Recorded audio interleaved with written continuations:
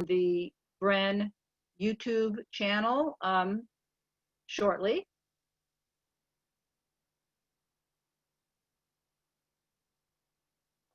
Should be recording now.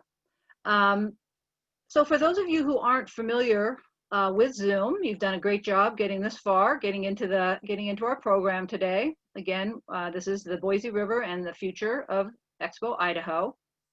And at the bottom or someplace on your screen, you'll see a little control bar, and we do ask that you keep yourself on mute and keep your video off. There is a chat box that you can use, and that will be the way to be asking questions or saying that you have some issue with being not able to hear or something like that, or if you have information you want to share. That's in the chat, that's at the bottom. That's pretty much how it's going to be today. So we have got two great speakers that they're going to be introduced here pretty quick. I'm Liz Paul. I'm the coordinator for the Boise River Enhancement Network. And again, welcome, welcome. This is our program today on the Boise River and the future of Expo Idaho. People are still arriving. I'm going to start a poll here in just a few minutes, but let's wait and get everybody in the room. Hey, if you are like really hoping to get a particular piece of information or a question answered today, if you put it in the chat, our speakers will be able to see it and prepare, to put those answers or address that in their comments, if at all possible today. They're a little bit curious about what people might be wanting to learn. So you can write into the chat box. You can just send it to everybody. If you have some questions like, oh, I'm coming to this program, I really hope I learn about such and such. It's great to see both new faces or names. Thank you guys so much for registering for this. That was our first time that we had people register for this. And we have about 60 people registered. We've got about 30 in the meeting right now. That's a picture there. That was last winter when we were last winter. Obviously, you can still see the snow when we were on one of our birding trips to Expo Idaho, and our beautiful Canada geese there. They like it at Expo Idaho, to say the least.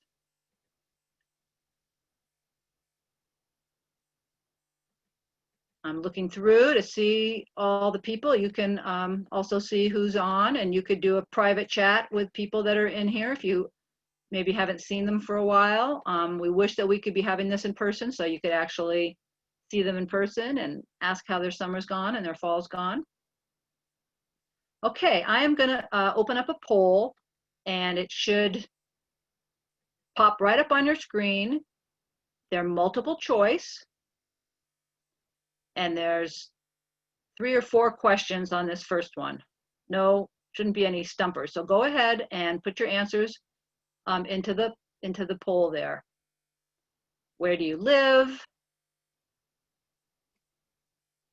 Which of these activities do you do on or near the Boise River?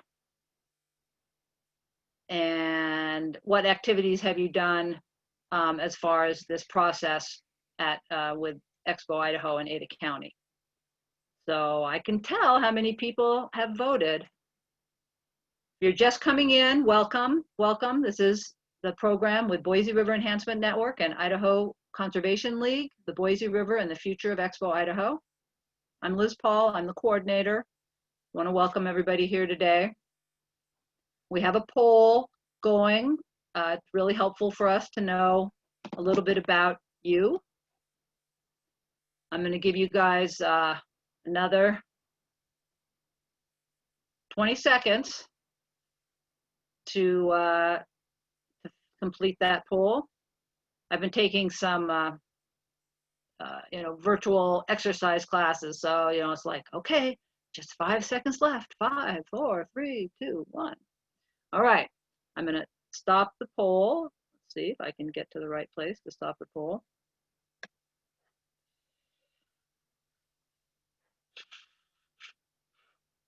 Oopsie daisy.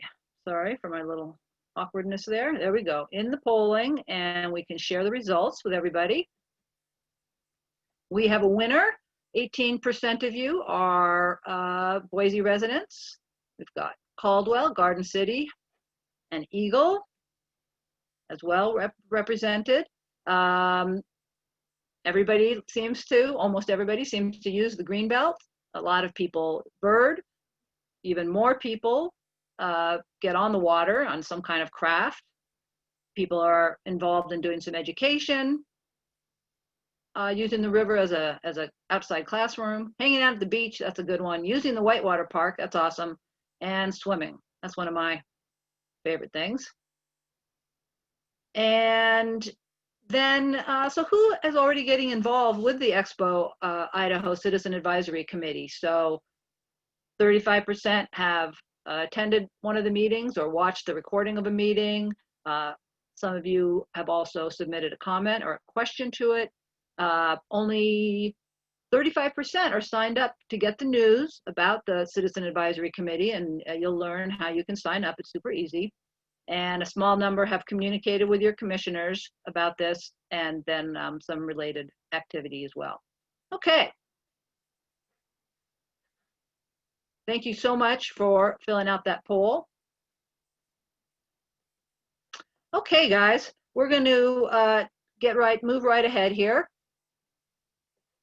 I'm Liz Paul, coordinator of the Boise River Enhancement Network, and we're so happy today. This program is sponsored, co-sponsored by the Idaho Conservation League, one of our great partners in protecting and enhancing the health of the Boise River. You can see ICL has a long history since 1973, so that's super awesome.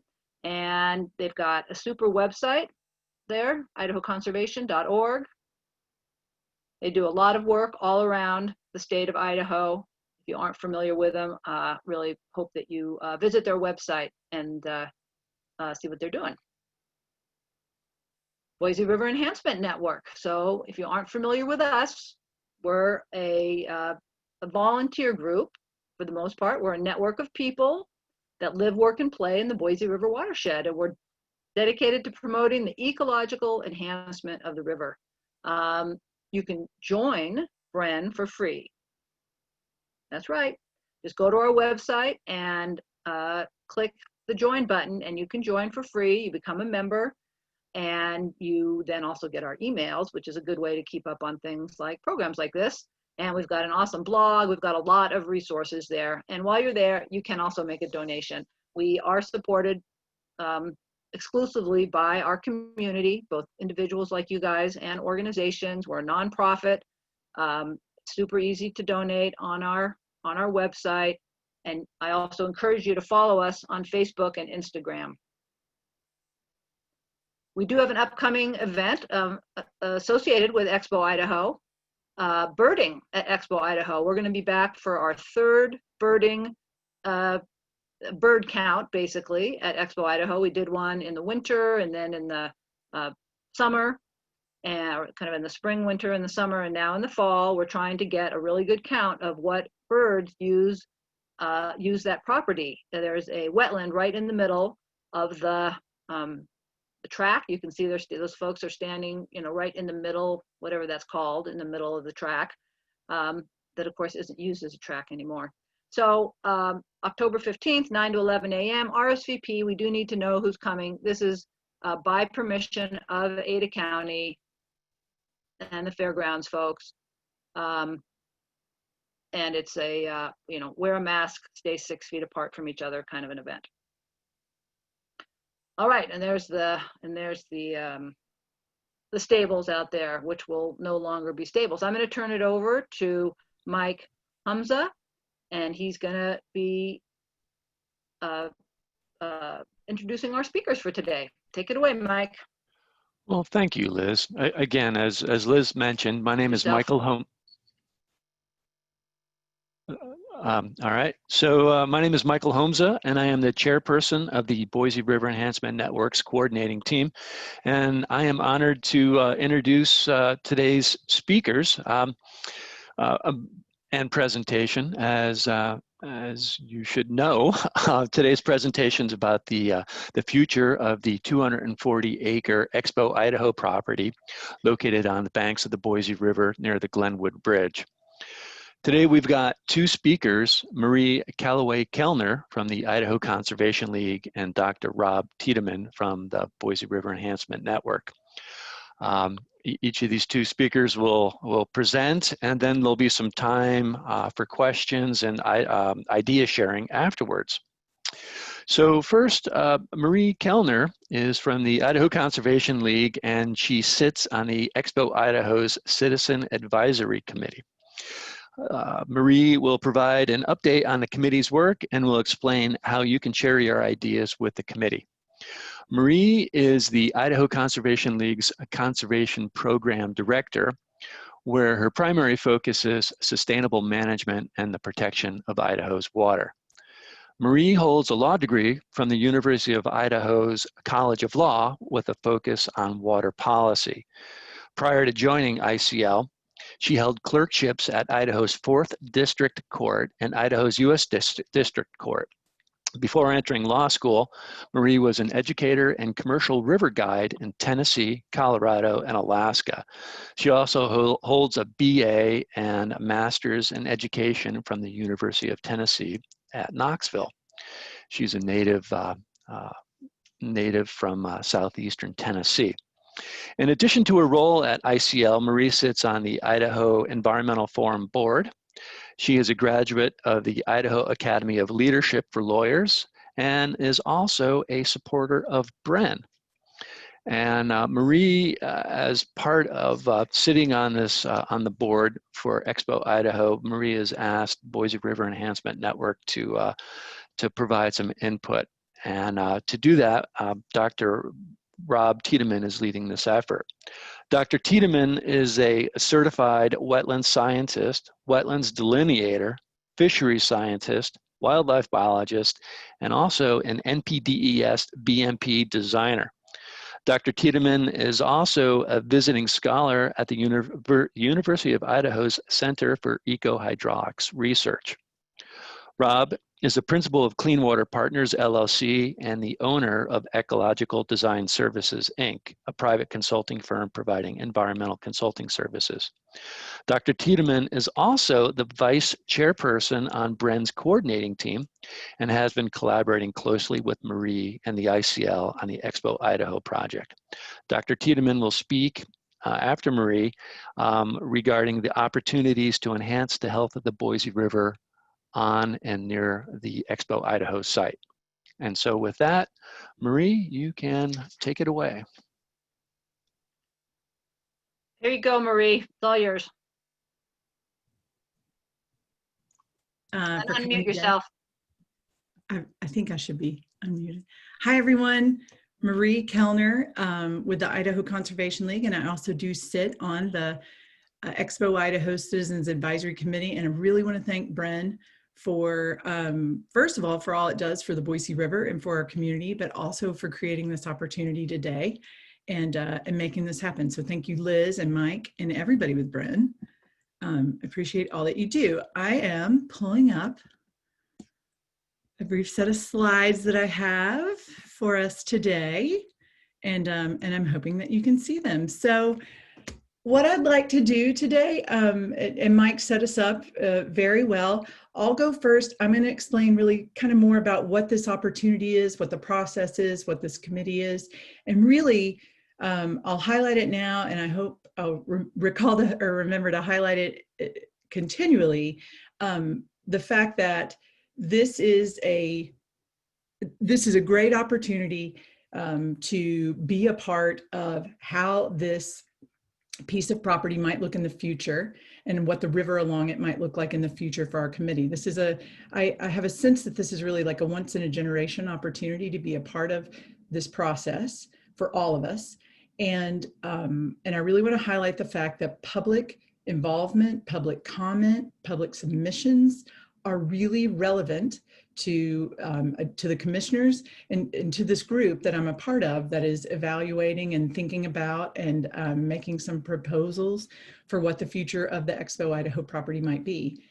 And I just really want to, by the end of my presentation, I'm going to have shown you exactly where to go and how to submit your comment and how to have your voice heard. And I, of course, will also share my contact information with you so you can be in touch with me too. But that's what I hope to do. We're going to do first, we're going to do like an overview of the site, sort of orient everyone. I want to explain what the committee is and the process, where the process is right now, and make sure that you know how you can have your voice heard. And then we'll turn it over to Rob. Rob is going to talk more about the ecological values of the property, perhaps what is there now, what the opportunities are potentially in the future, and then we'll take Q&A. So I just wanted to lay that out for everybody, that'll be the order of how we go. So let's get going. So just again, in the spirit of orienting everyone to where we are, and I'm going to say that just recently I learned about this fantastic little pointer ability in Zoom. I didn't know this until recently, but here we have the property to orient yourself. Here's our Boise River flowing from southeast to northwest through town. So there it goes. This is Glenwood Street. So if you're familiar with Glenwood, there it is, like Asana Climbing Gym would be over there. Ricochet, my favorite used furniture store, is around in there. There's the Hawks Stadium. And then down here is Chinden Boulevard. So just remember, there's Glenwood, there's Chinden, all the way around. This is Garden City. And so this property is technically unincorporated Ada County. The actual Expo Idaho property it's a 240 acre property. So 240 acres in the middle of Garden City. It is owned by Ada County, and that's what we're talking about. This is the area where that the envisioning is happening. And basically what's happening is, my understanding of the impetus for the timing of this is, you may recall that 2 years ago, in November at election time, there was a ballot initiative about whether or not we'd have certain kinds of horse racing into the future. And it was voted that no, we would not. This area over here is the horse racing track. These are stables that were predominantly used, affiliated with horse racing. They have some other uses as well. But essentially the outcome of that ballot initiative meant that this entire property, or this aspect of the property, would no longer be able to be used for the way in which it had been developed. And so as our county commission was looking at its responsibilities and liabilities related to this property, it realized, well, it's not going to be used for horse racing anymore. What should it be used for? And then instead of just saying, okay, well, we're just going to look at basically like this part of the property, why don't we really have a bigger conversation about this entire property? And really, let's talk about the purposes of it, what it gives the community. Is it meeting its best potential for what the community needs? The fair, which is right over here, these are our fairgrounds right there. The fair has been there, I believe, since 1967, the Western Idaho Fair. It's the largest fair in the state. And so this is the expo itself. This is where you go to, what I've been to there. I've been to the gym show. I love the gym show. Been to the fly fishing expo, go to that every year, and numerous other things. And now that I have a young child, there are all sorts of opportunities that meet there on a regular basis that I didn't even know about before I had a young child. But a lot of different events are happening in this area. And so the commissioners were not saying we're getting rid of everything that happens there. They were saying, if we're going to reevaluate this, and we have responsibilities to do maintenance, to remove things from the floodplain, that type of thing, then let's think bigger. Let's look at it all. Let's not do one piece of this property now and then come back in some years and say, wow, maybe if we thought bigger, we could have done something different. And so that's essentially what is happening right now. We're going to come back to a map of the expo. But the committee itself, it's a Citizens Advisory Committee with just under 20 people on it. As the first section here indicates, the folks on the committee are on there to represent a variety of stakeholders and constituencies. My responsibility or the way I see my responsibility, my understanding of why I was given this opportunity is to be a voice for the river and to be a voice for the ecological values and perhaps the open space values, and just thinking about the property from a conservation perspective and an ecological perspective. I'm the only person I believe who's on the committee that really has been asked to be a part of it with that very specifically in mind. But I would say that there is a fellow member who works with the Department of Fish and Game, and he of course brings a great awareness of the river, the fishery here, and in the riparian habitat next to the river. And then there are also just a whole variety of other folks representing different things.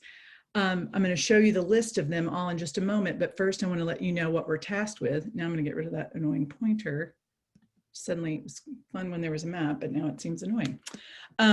So that's who we are. Again, I'll show you the list of who everybody is in just a moment. Our responsibility is to collect information. I'm so, again, pleased to have this opportunity today and to be talking, sharing with you what the opportunity is and hoping that I'll hear from many of you, as well as encourage you to submit your own ideas and comments and preferences and opinions of how this property might best serve the community into the future, directly to the county, because this, again, is a public participation process. So meanwhile, those of us on the committee are moving along, and we are collecting information from people. We are bringing our own personal and professional knowledge, and we're working to devise and create several different scenarios that the future of this property might look like, that some of them retain some of the uses now, some of them I think do not. Actually, we're now in subcommittees. I'm going to explain that in a minute, and I'm not even sure exactly what all the committees have suggested at this point. But and then ultimately at the end of this process, which we don't have a definitive date yet on when it ends, in great part because we slowed everything down and took a big pause because of COVID, but we are moving forward now. But we will provide non-binding advice on the future of the property to the county commissioners. So that is the responsibility of this committee ultimately, is to provide suggestions that reflect the constituencies that we represent and the interests that we represent and what we think would be the best use of this property to serve the community into the future. So that's what it is. That's what we're doing. This is who's on the committee. I'm in there. And as you look through, one thing you'll note is that there are representatives from each of the 6 cities in Ada County, Garden City being one of them right there, of course, and then Boise, Meridian, Kuna, Star, and Eagle. We have a youth representative, Sadie Henning, who's an active member of FFA, and I believe Sadie lives in Star. Ian Malpai, who's listed there, outdoor recreation. He is the fish and game staff person who's on the committee. We have Ed Lodge, who's the chair of the Western Idaho Fair. He and Andrea Fogelman, who's listed there, and she's the Garden City representative. They volunteered to be the co-chairs of our committee, and they're putting in an amazing amount of time and really doing a nice job of moving the process forward. So it's a really great group of people is my sense so far, my experience. And I would say I think 2 of these people actually knew before the process, and a handful more I had met on occasion. And to me, what that says is this really is a group of people that represent a lot of different interests. This is not a group of people that I work with on a regular basis or that I know. And so I do think that, of course, you could always have more interests represented, but I think the county's done a pretty good job of trying to get a lot of different perspectives. But again, it's not just the perspectives of the people on this list, it's the perspectives of the entire community. So everyone in Ada County has a relevant and important voice to be heard in this. And so I encourage you to be a part of it. So the committee was created at the beginning of the year. We had the first, it was not even an official committee meeting, but in January, it was a meeting to sort of explain what was going to be happening, see if people were interested in it. And then in February, there was another in-person meeting, and that was the first official meeting of the committee. And those were really big picture envisionings, just sort of like, this is the property, here's what we're thinking of doing, here's why we're there, the kind of things that I've tried to explain like in the last 10 minutes, but in much more detail. And then COVID happened. We had a March meeting scheduled that was canceled. And like much of the certainly the area, the country, the world. We pressed pause, and then we've resumed virtually as of July. So in July, we had another meeting again, sort of just brought everybody back together. Are we still on board? Are people still able to do this? Had that kind of conversation, just had a restart. And then we've had site tours. We did socially distant and small group site tours of the site in August. Had another meeting in late August, and at that meeting, we determined that we would, by then we had sort of, as a group, come up with like 3 sort of big ideas that people all agreed to some point would be a great thing for the site, but also, you know, some people would rank them in different ways as far as what the priority of the site was. And so we created subcommittees. We have 3 subcommittees, and in September, the subcommittees met as subcommittees and tried to come up with, like in my group, which I'll tell you about in a moment, we came up with a handful of different layouts that would reflect the things that we were trying to like prioritize, but also include some of the other things. And then our next meeting is going to be October 28th. That's in a few weeks, of course, and it's all virtual. Everyone is welcome to participate. It's live streamed on Facebook. The County Development Services also has a YouTube page, and it's streamed there, and the videos are housed there. So I'll show you all that in a moment, how you can be a part of it. Here we have another map of the site. I'm trying to look at my time and be aware of that. I want to sort of lay this back out again. I'm going to use the fun pointer. This is really, okay, the dotted line is our greenbelt, right? There's the river again.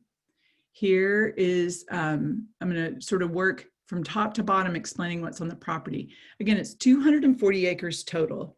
We've got about 10 acres right up here that includes a dedicated parking lot for greenbelt access, just so everyone knows. That's apparently the only parking lot not affiliated with a park, an open space, that provides greenbelt access. Like that is its reason for being.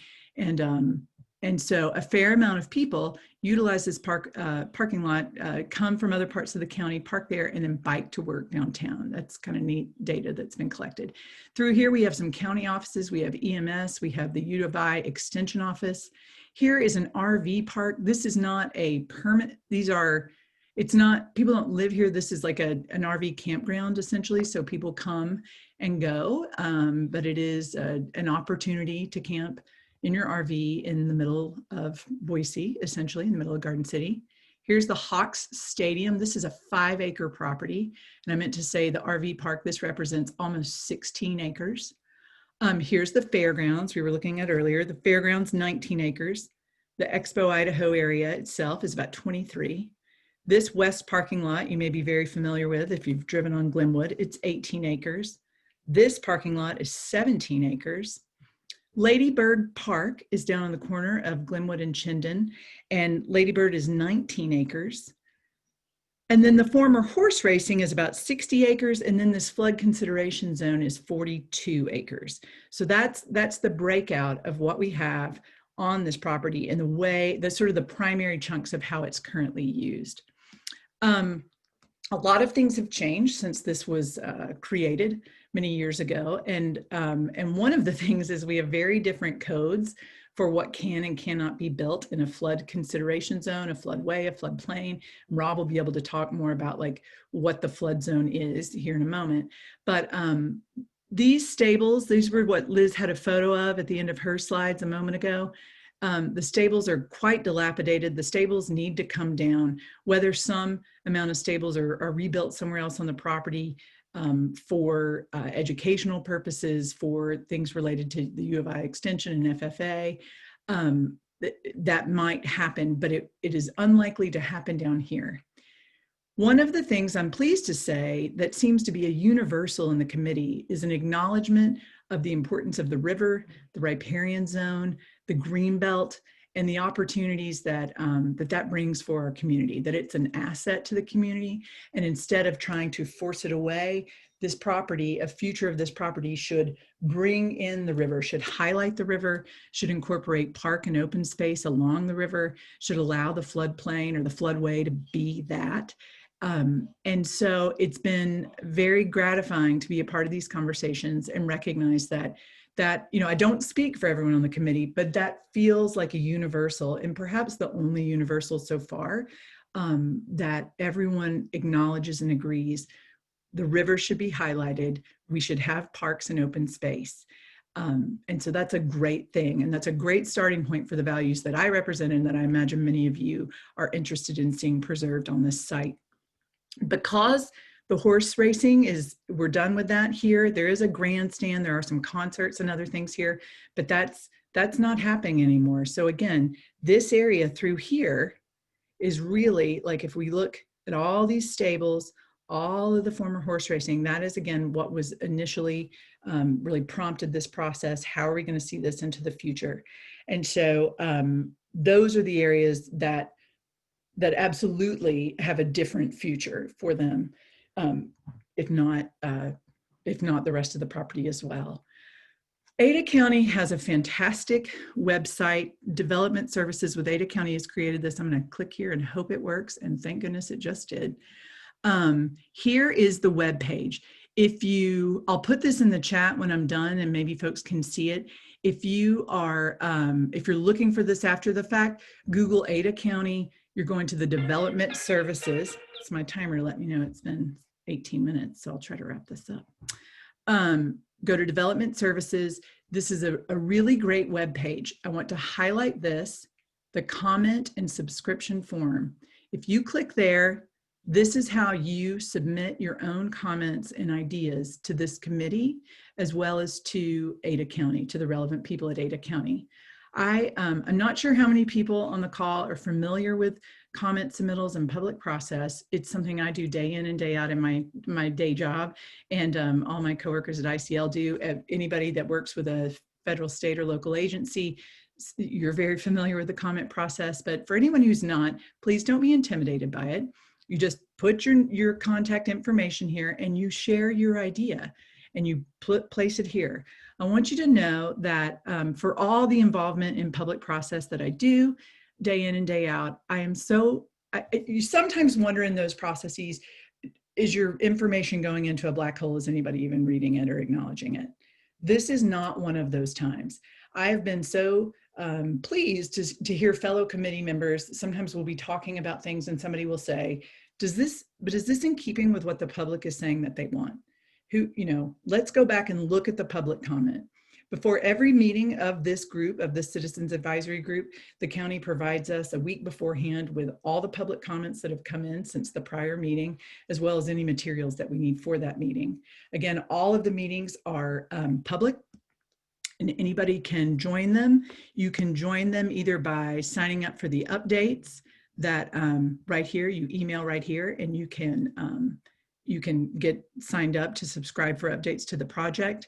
But also there's a YouTube channel, a Facebook Live that would happen, and the meetings and all the events are recorded and placed on that YouTube channel to live in perpetuity. So you can always go back and watch it if you haven't seen it. This web page has a lot of great information. Here's going to talk a little bit more about the property. Here's the history of all of the meetings that we've had so far. And it's also going to provide information about upcoming meetings as soon as it's ready. And so you can go all the way back. If we scrolled to the bottom of this page, we would get all the way back to January when the first meeting happened. I'm going to stop right there. I'm here for questions. I'm here for more comment as we're moving forward. I just want to highlight this though real quick before I leave and just say, there's your webpage. Submit comments, please do it. Share them with me, but also share them with Ada County. It's actually really helpful if you did both. It's helpful for me because then I can be a better advocate for your ideas in this process and a better advocate for the river and the property. But as well, it's really like Ada County really needs to get them as well though. It doesn't just need to go to me. Everybody will see them if they go to Ada County. So please make sure you do that. You can watch the old YouTubes if you haven't. And then here is my information as well. Over here, I'm also real easily findable on the ICL website, but mkellner@idahoconservation.org. There's my phone number. I again can, all this is available on our website. I'm just going to flag one more thing, which is I'm one of those people, as are I bet a lot of people on the call, who is sort of balancing parenting and teaching while working. And that has made me far slower than I once was in responding to emails and phone calls. So if you do reach out to me, please don't be discouraged if you don't hear back for a couple days, and don't be afraid to ping me again if you don't hear back. With that, I'm going to pass it to Rob. I look forward to answering some of your questions moving forward, and take it away, Rob. Thanks a million, Marie. That's Thank super you. awesome. Stop sharing.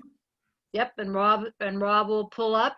Thank you all for being here today. It's awesome to see you all, and we're very excited to be having this pretty much once in a lifetime opportunity at Expo Idaho.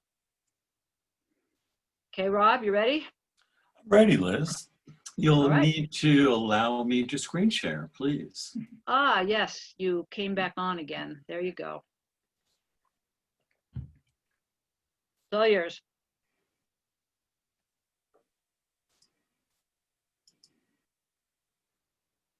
Hi, everyone. My name is Rob Tiedemann. I am pleased to be with you today, and thank you for sharing your time with us. The only thing I like better than talking about the Boise River is being on the Boise River. This is a not too shabby second best. What I'd like to do in the next 5 or 10 minutes is share with you some of our presentation on August 12th to the Expo Idaho Citizen Advisory Committee. We were identified as one of the key informants to be interviewed by the group, and we were asked 3 important questions that are related to the mission of the group. The first question is, what should the committee be aware of if part of our goal is to protect river habitat and incorporate public education experiences into the site?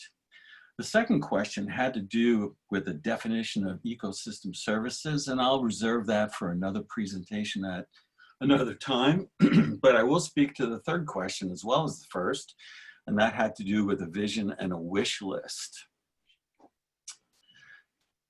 Question number 1 leads us to compare Expo Idaho with Barber Park.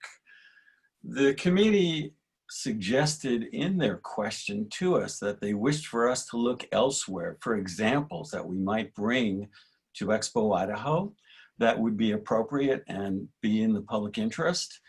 We made them aware that we need not look any farther than upstream along the Boise River to find some outstanding examples that we can learn from. Barber Park is just one of several. If you look at these 2 photographs, you'll see there are interesting similarities between the 2 sites. One of them is the fact that there are barriers between high intensity land use and the less intense park space. In the case of Expo Idaho, that's Glenwood Street and Chinden Boulevard. In the case of Barber Park, that's Eckert Road and the Reidenbach Canal. While Expo Idaho is 240 acres in size, Barber Park is considerably smaller, but nonetheless is able to separate high activity intensive land uses that are adjacent to it and protect open space so that it has benefit to fish and wildlife. The Barber Park site has an interesting assortment of vegetation, and in fact, over 80 different species of plants, shrubs, forbs, grasses, and trees growing along it. Some of them you see in this photograph: Pacific willow, coyote willow, and black cottonwood. It has an abundance of birds. In fact, if we look at some of the documentation in eBird, we see that over the last 10 years, over 160 different species of birds have been observed at Barber Park. And it has a healthy cold water fishery, which includes both rainbow trout, mountain whitefish, and on occasion, you might find some steelhead that have been planted in that reach of the river. Barber Park also offers opportunity for both traditional and non-traditional education. In this case, a Boise Veterans Administration physicians outdoor education experience that was used for them to continue their education, and a letter of appreciation that reads in part, "The backdrop of the Boise River Barber Park contributed to the success of the training. And lastly, it offers opportunity for both active and passive recreation. So if we imagine, we might even want to design and perhaps even build something similar to Barber Park at the Expo Idaho site, what might that be? So that takes us then to question number 3, a vision and a wish list. The Expo Idaho committee asked the question, does BREN have a wish list of some real life examples? Are there urban river systems that would be on the wish list for the Boise River, which might help us imagine how we could improve this space while addressing the riparian area, floodplain, and public education of this important habitat? Again, 240 acres to work with. This is, for a restoration ecologist like myself, this is like having a painter's canvas to work with. And I might say that even when there is nothing painted on that canvas, in this case, 240 acres, having the canvas alone is something of value. And I'll speak more to that in a few moments. We presented to the committee our idea that the principal responsibility of government, whether it be local, state, or federal, is to contribute to the public health and safety and the health and well-being of individuals. We attempted to introduce the group to what we consider to be the public interest and take some rather high-minded ideas and make them practical. We suggested that whatever is done on the 240-acre canvas would likely require a collaboration of both art and science. And we reference them to the Boise River Enhancement Plan, something that the Boise River Enhancement Network is particularly proud of. This is a document that lays out in great detail some of the issues related to the river, some of the solutions to those issues, and speaks to both public policy as well as the science related to the future of the river.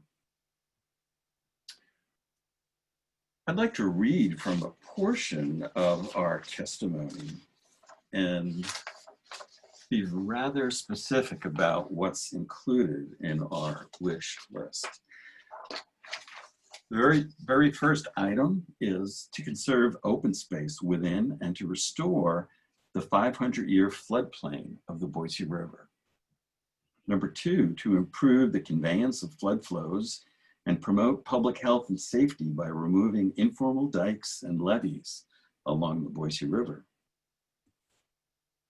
To restore the unnamed waterway within the parcel in accord with a professionally prepared plan and a detailed design. I might mention that there are unique opportunities to contribute to the water quality of the Boise River, both in terms of removing nutrients in a reconstructed waterway, as well as moderating water temperatures, which is a growing concern. Plan a future land use, buffer the parcel from adjacent commercial land use and roadways that carry high traffic volumes. Number 5, plan a future land use that promotes individual health and well-being for residents of existing adjacent neighborhoods and visitors to the area. Provide no-cost or low-cost family recreation for residents of Garden City and visitors from Ada County. Number 7, to complement existing and planned public spaces along the river to create an urban natural area corridor from Diversion Dam to the Snake River. And finally, number 8, to do no harm, leave the parcel as is.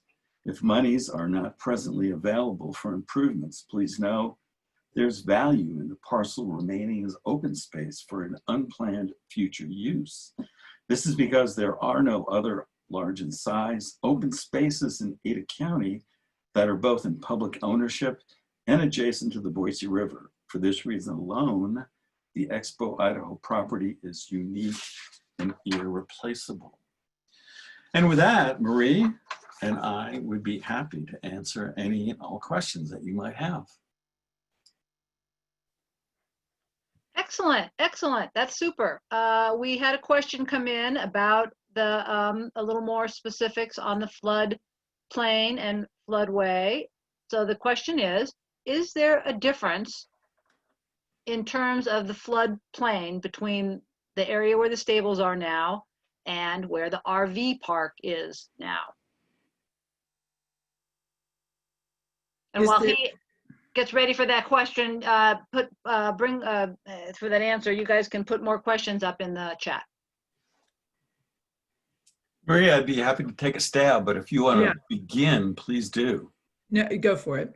I mean, so there are two dimensions. Actually, there's three dimensions on the river. There's the downstream direction. There's direction from river left to river right. And of course, there's river depth. In terms of floodway and floodplain, the differences occur largely with difference from left to right. And yes, along large lengths of river, there is a difference, for instance, between an upstream reach and a downstream reach. But the two areas that you cite, the stables and the RV park, are rather close to one another. So I would imagine that the behavior of the river at the stables is very similar to the behavior of the river at the RV park. What's important to know is what's happening from bank left up toward Chinden Boulevard and Glenwood Street. And that is, we go from an area that's known as the floodway to an area known as the flood fringe, both together being called the floodplain. The floodway is the area that's reserved to convey the 100-year flood, the flood that's likely to occur once in 100 years or with a 1% chance of occurring in any given year. And this is a rather artificial construct because we've had 500-year floods in Boise. And we know that from the historic record, not so much from the hydrograph of the Boise River, but from the fact that there are records showing that there is river debris showing far up on the benches of the river in places you would never expect it. Short answer to your question is not much difference. Maybe Rob Richardson would have something more to say about this between the two sites that you're interested in, but certainly a great deal of difference between what's happening at the Expo site and downriver. I might mention that one of the public benefits of reserving open space at Expo Idaho is that we could help to moderate flood flow events downstream, including along Eagle Island and in portions of Garden City. And to build on that a little bit, I'm not muted, am I? Yeah. I was just going to say that some of the other key informants who've been identified and shared information with the committee were the flood district, Ada County Parks and Waterways.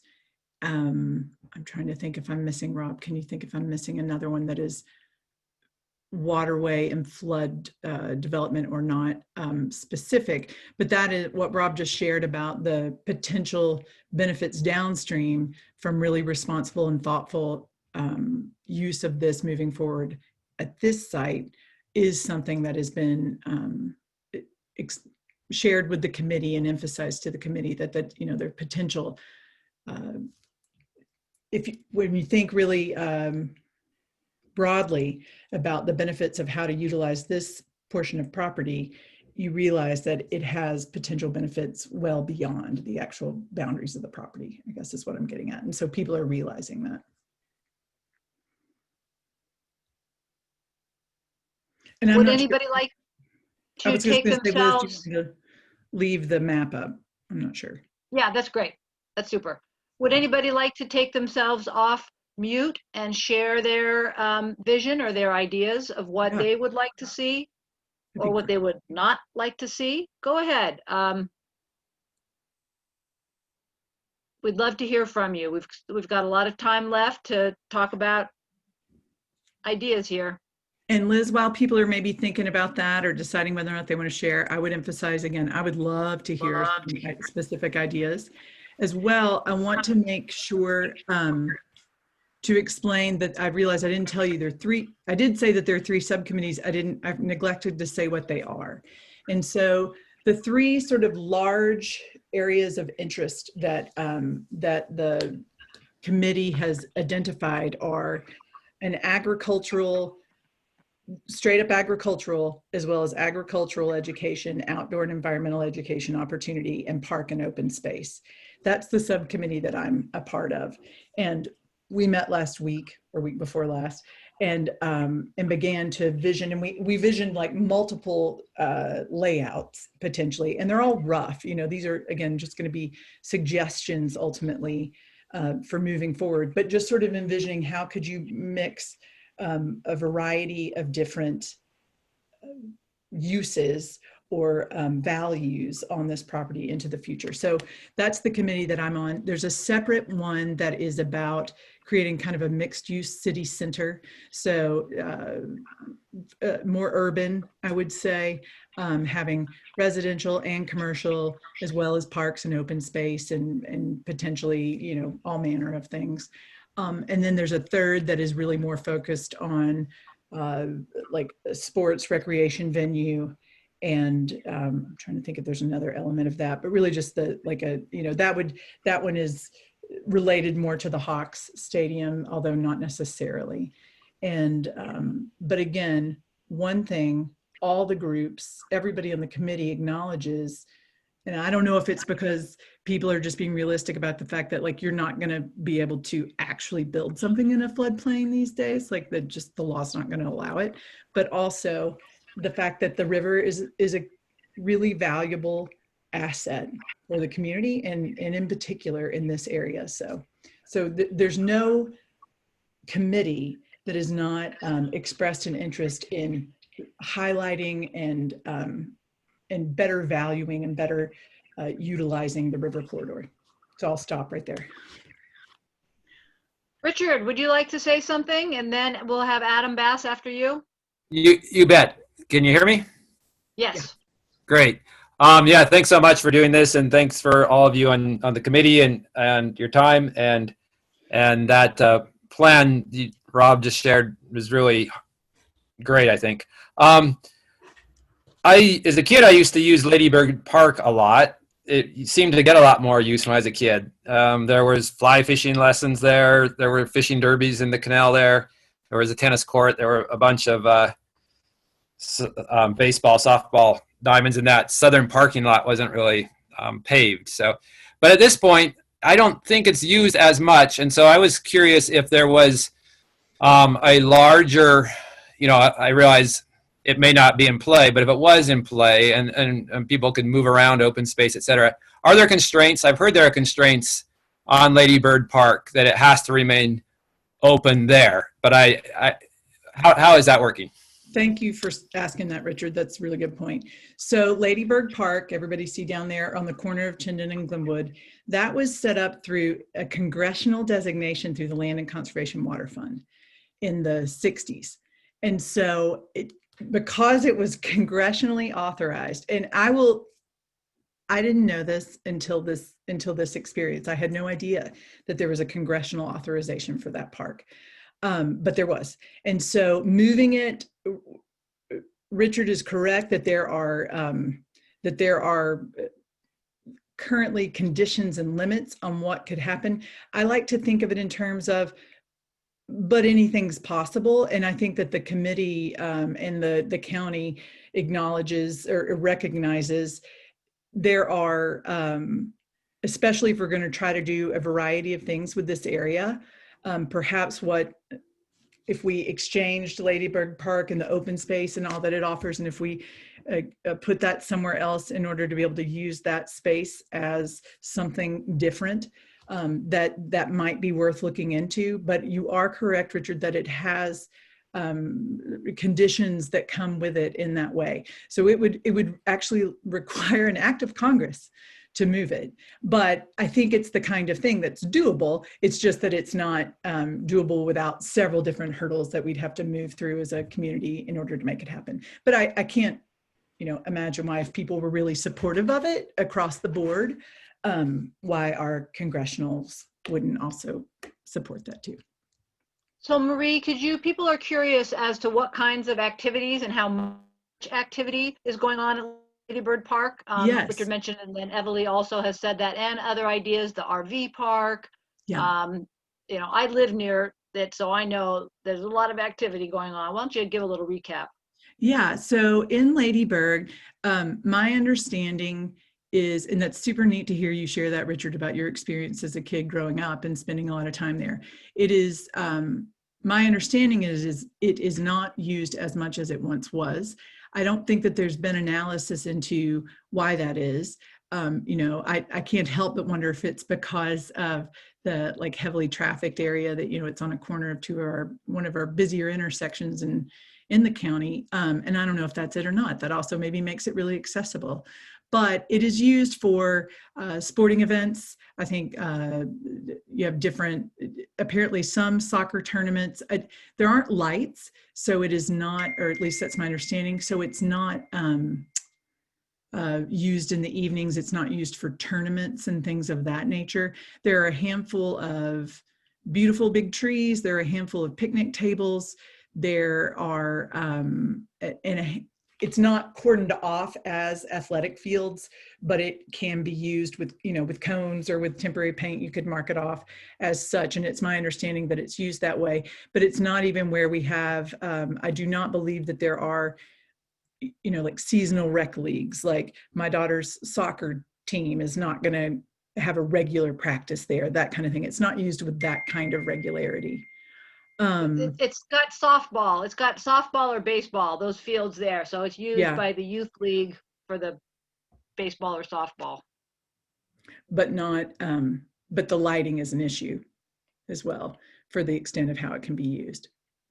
But that is primarily, when I did my site tour, we had the chair of the fair there with us, walking around, driving around, explaining different uses and different things. And I'll just share that to be there on a random weekday afternoon when nothing was happening at the expo or anything, I stood about where that star is in the photo, and I turned around and looked at that south parking lot and thought, wow, this is a lot of parking. It's a lot of paved parking on this, of this acreage overall. And it certainly seems to me like that's something that could be rethought or should be rethought. Let me also speak though to the RV park. That was something, it's been I won't at all say point of contention, it's just been a point of focus for a lot of things. So this year, apparently, the RV park is one of the only things that has functioned via COVID. And it is, again, not residential. It's if people come and stay. I think there's a max of how long you can stay there. I'm actually not positive, but I kind of think there's a 14-day max on how long you could stay, and you pay to camp the way you would at a campground. And so that's been a revenue source. That is the thing about the fair and the expo, is they generate their own revenue, and that's how they don't have a steady stream of other funds supporting them. And so, the fair and expo staff are saying right now, like, well, we don't even know that we'd still have jobs if not for the RV park this year. And I appreciate that, and I understand it. I also think that an RV park along the river there is not the best use of that property. And I think that we could re-envision that. Excuse me.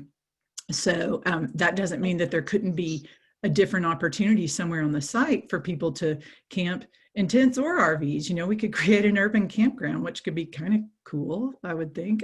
Some people might be into that, but that's, that just sort of rethinking. And does it need to be there on the river? I'm sure somebody that asked, people love it, but somebody asked if you could, if it's actually permitted, if an RV park could actually be permitted in the floodplain. And then also in the comments we've got that Davis Straub, who is in the neighborhood, obviously, that the RV park, it's 6 months at a time. It can be, you can redo immediately, so people do live there. Stay there long term.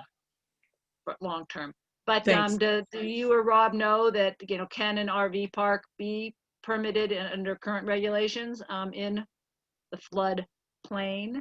And then we're going to let Adam ask his question. I'll just say that you can't put permanent structures. We can't build new permanent structures. An RV park is arguably not a permanent structure, though, I would imagine. I So I'm giving a qualified answer because I know it's a legal one, and I know that I don't know 100% whether an RV park would qualify, but so it would require a little more investigation on my part, or I'm sure the county's attorneys know already whether you could re-permit it. But for the most part, you cannot build permanent structures in a floodplain. You can build certain temporary ones, and whether an RV park counts as a temporary one, I'm not sure. Marie, I'd like to clarify a bit. Yeah. It is not federal or state law that regulates what can or can't be done in the floodplain. It's the Federal Emergency Management Agency granting requirements. If you wish to participate in the flood insurance program, then you, as a local community, need to have ordinance that follows the requirements of FEMA. So presently, it is absolutely prohibited to place anything that would obstruct a flood flow in the floodway. You can, however, by local ordinance in Boise, Garden City, Eagle, and other downstream communities, build within the flood fringe. Now that would be the area where there might be standing water during the 100-year event, but there's not fast moving water. So it's not considered to be, by FEMA, to be essential to the flood conveyance of the river. As an ecologist, I might take some exception to that, and if not because of flood flows, there's reasons of natural resource value in the flood fringe that give us reason to want to protect that, conserve that as open space as well. But the short answer is you can't presently in Idaho, most communities, build in the floodway. You can build in the flood fringe if you flood proof whatever structure you intend to build there. Thanks, Rob. Okay, Adam, you're on. Thanks for being so patient. Liz, and thank you guys for presenting this. A little louder, Adam. Is this better? Yes. So I really liked how you guys compared this to like Barber Park and other parks. And so in thinking about it and seeing that, I just kind of thought about MK Nature Center and maybe how that could be worked into this as like an educational opportunity too. And maybe like rather than for the fish species that the MK Nature Center approaches, but maybe for more of like an invertebrate type of educational opportunity. I don't really know of any educational center that really goes into discussing all the invertebrates or the insects along the river. And I really think that that would be beneficial to get people to understand and educate themselves on what type of habitat is necessary for fostering that type of growth. And so I think that that is kind of based on this yellow area where there's flood consideration zone. And maybe you guys can speak a little bit more to what that is anticipated to, how the flood consideration is going to be approached with that. Is that by lowering the elevation of the existing grounds there? Or what sort of measures are being taken in that area or anticipated? Rob, Go ahead, Rob. Yeah. Adam, thanks for bringing that up. In fact, in our testimony to the committee, we did cite the MK Nature Center, the Bethany Church Riverwalk, and the Foothills Learning Center as places, in addition to Barber Park, where the committee could visit and learn. There's certainly more. What comes to mind is the wetland area, the Hyatt Reserve, as well as a variety of other river walks in Eagle, and even open space that's not developed as a park right now in Middleton. All of these are wonderful opportunities where the committee could look and learn, they could touch and feel, they could experience by firsthand knowledge what is possible at the Expo Idaho site. Your notion of bringing something like a MK Nature Center to Expo Idaho is a really fascinating idea to me, and the emphasis being on something other than fish would complement the MK Nature Center. And I would love to see Fish and Game partner, as they did at the MK Nature Center, to help make that happen. That's great. That's super. Thanks for the question. If people still want to speak, raise your hand. And then we have a question that came in also on the chat, Marie. So speaking specifically, what have the county commissioners said? I know they've spoken to the committee a few times, and have they established any vision or any goals for the site yet? What are they telling you? That's a great question. They are really staying removed from it at this point. We haven't heard from them in some time. They were a part of the first meetings when we were in person back in the winter, but since then they have not been. And actually, it's my understanding that's really intentional. It's so that they don't influence it in any way, because the idea is that it really is meant to be a group of people discussing different possibilities for it that represent a lot of different interests that are their constituents anyway. So so they've actually not really been a part of it in any time. Now, they're definitely county staff, the county development services staff are the staff that we're working with and that are organizing the meetings. And there is a facilitator who facilitates all of our meetings and organizes things between meetings, but we actually haven't been hearing from the commissioners. This is considered just phase one of likely a 3-phase ultimate project, maybe you would say, if you even call it a project. Phase one is this visioning. What could it be? As you said, Liz, like a once in a lifetime, once in a generation opportunity to envision this really cool, like with so much potential piece of property right in the middle of one of the fastest growing communities in the nation. So what do we want to see? What are the values that represent this community at this point in time that we want to see carry into the future? And so they're not participating in it. Now, the commissioners, after we get through this first phase, which will wrap up, we don't have a date. And I really actually don't have a sense of if it would be before the end of the year or not. But I wouldn't think it would go much beyond that. We're only meeting monthly. We have homework and projects and work in between the meetings, but I would think a handful of more meetings. And then the ultimate outcome will just be several different proposals of ideas that reflect what we've heard as a committee and what we know as committee members. And so it's non-binding on the commissioners.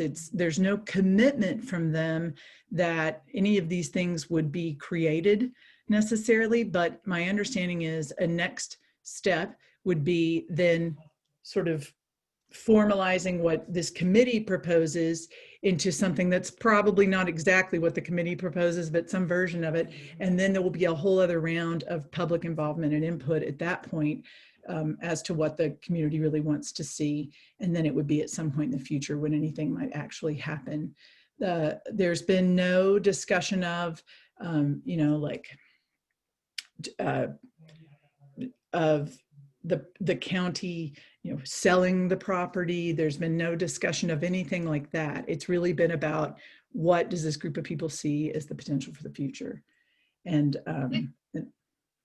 thanks, Marie. Yeah, that's great. I'm going to start another poll, and while you're filling out the poll, I'd like Rob to answer a question that came in as well as give his final comments.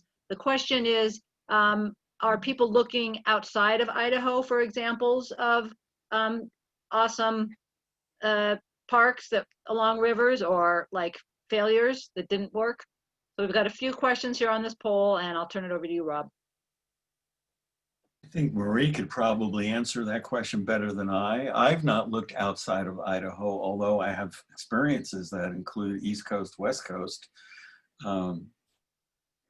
But suggestions to look elsewhere are not coming from me. If people in this call have ideas that they think would be appropriate, I'd love to hear them, and I would imagine the committee would love to hear them as well. I don't wish to be provincial. I'd like to think that there's some global examples that we might learn from, and I certainly operate by the philosophy that none of us alone are as smart as all of us together. So let's get together and make it happen. Thanks for that, Rob. And I would also say that, yes, there are ideas, proposals, the ways that other communities have handled or managed. I mean, how often does a community have this exact opportunity? It's not really the same exact opportunity, but basically reflective of the values that we're talking about in their communities. So in fact, one of the members of my subgroup, a man named Alan Taggart, he's with the U of I Extension Office and has an office there on the property. He brought to our meeting a couple of weeks ago a dozen, at least, examples of urban parks, of outdoor educational opportunities within communities all across the country, as well as agricultural parks from different communities across the country. We all shared in his, we visuals, and actually if you go to the web page that I've directed you to and emphasized earlier, his information is there if you go to one of the more recent meetings. I believe the date was September 30th, maybe it was just a week ago, when we had that conversation, and the committee materials from that conversation would show a lot of the communities that Alan highlighted.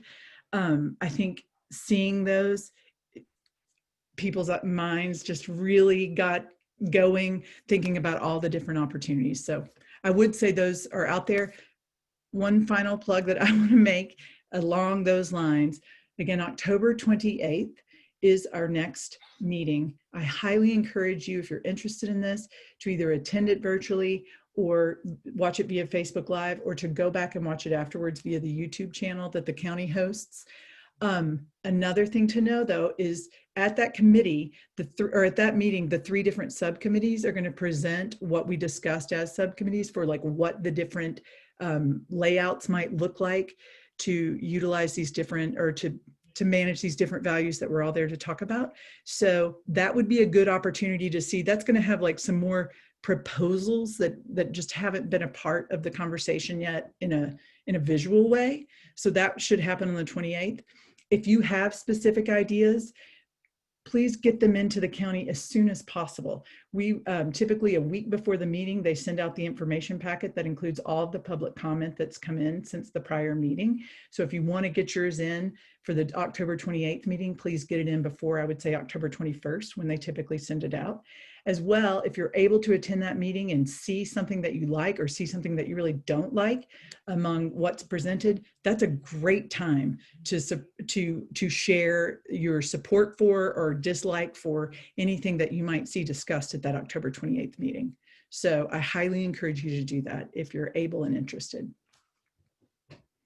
This is great. We're going to wrap it up to let everybody get on with their day. It's been awesome to have all of you attending the program today. I can see that a lot of you are repeat webinar watchers, and that many of you have made a donation. I'm just going to repeat again that it's very important. If BREN is going to continue to do our work along the Boise River, then we do need community donations. You can do that by going to our website and donating online. There's also an address there. You can send a check.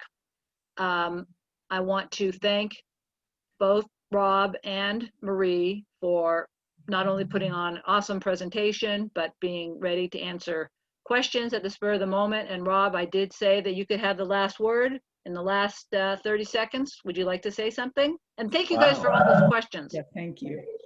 Well, I'd like to say thank you to Marie. It's hero's work that she does in making the public interest known to elected officials. So bravo. I could only wish there were more of you. Lastly, I want to leave people with the notion that things are not necessarily black and white. There's no reason why an agricultural emphasis on a property can't also benefit fish and wildlife. And I can speak about that all day long if you wish, but we don't have all day long. There'll be another time. Thank you. Okay, everybody, keep in touch with us by email and on our social media, and we'll have another program again, and watch for this one on YouTube. Thanks a million. Thank you, Liz. Thank you, BREN. Thanks, everyone. Please reach out. Bye. See ya.